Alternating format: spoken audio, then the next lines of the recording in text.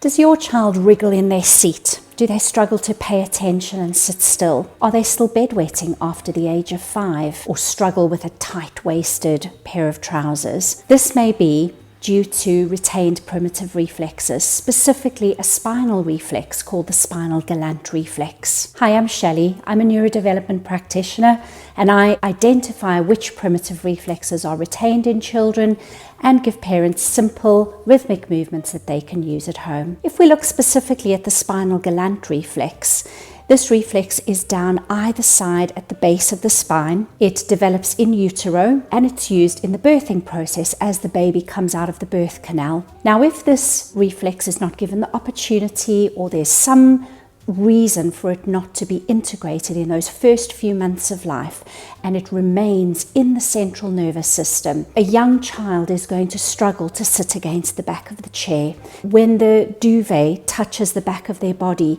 that is going to be a signal to the bladder to release. They are going to struggle to pay attention. Their auditory processing may be affected as well, because that's all to do with our spinal column. So there are going to be many implications for the spinal galant reflex not being integrated, which we're going to see developing through a young child. If this reflex is still not integrated by the time that we're an adult, we may see adults who have lower back problems, really tense muscles in their lower back.